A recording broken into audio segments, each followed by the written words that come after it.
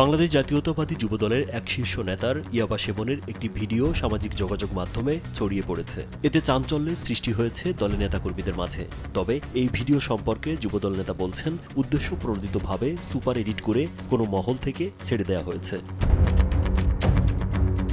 যুবদলের ওই নেতার নাম মোহাম্মদ মশিউর রহমান পলাশ। তিনি পটুয়াখালীর বাউফল উপজেলা যুবদলের সিনিয়র যুগ্ম আহ্বায়ক। শুক্রবার ভিডিওটি প্রথমবারের মতো ফেসবুকে ছড়িয়ে পড়ে এবং কিছুক্ষণের মধ্যেই তা ব্যাপকভাবে ভাইরাল হয়। 4 মিনিট 2 সেকেন্ডের ভিডিওতে দেখা যায় যুবদল নেতা মশিউর রহমান পলাশ সাদা গেঞ্জি পরে একটি ঘরে খাটের উপর বসে আছেন। তার বাম হাতে একটি ফয়েল পেপার এবং ডান হাতে একটি গ্যাস লাইট।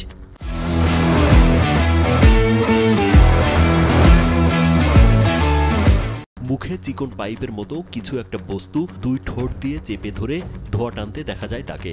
ফয়েল পেপারের নিচে গ্যাস লাইটের আগুন দিয়ে উপরে রাখা বস্তুটি হিট করে ধোঁয়া গ্রহণের পুরো প্রক্রিয়াটি ভিডিওতে স্পষ্টভাবে দেখা যায়।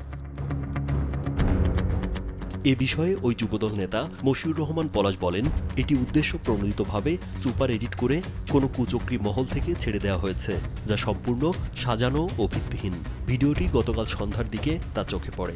সেখানে পেছনের দেয়ালে ঝোলানো ক্যালেন্ডারে 2019 সাল দেখা যায়। জীবনে কখনো ওই রকম কোনো রুমে যাননি বলে জানান তিনি। রাজনৈতিকভাবে হেয় করতে পরিকল্পিতভাবে বিএনপির অপর একটি মহল অথবা ফ্যাসিস্ট দলীয় লোক এর পেছনে জড়িত থাকতে পারে। দেখলাম যে একটা ক্যালেন্ডার 2019 সালের, তো কত আগের করা, তাহলে এতদিন যদি তারা এরকম মনেই করতে কেন ছাড়লো না? আমাকে হেয় করার জন্য, রাজনৈতিকভাবে সামাজিকভাবে হেয় করার জন্য এই কাজটা করা হয়েছে। এবং যেহেতু আমাদের কমিটির একজন বহিষ্কার হয়েছে, হয়তো নিয়ম অনুযায়ী আমাকে ভারপ্রাপ্ত দিত, যে জাস্ট ওই সময়টাই আবার এটা তারা কি করছে। বাউফল উপজেলা বিএনপির সদস্য সচিব আপেল মাহমুদ ফিরোজ জানান, পলাশ খুব ভালো ছেলে। এগুলো আগের ভিডিও এডিট করে নতুন করে হয়রানির জন্য প্রচার করা হচ্ছে।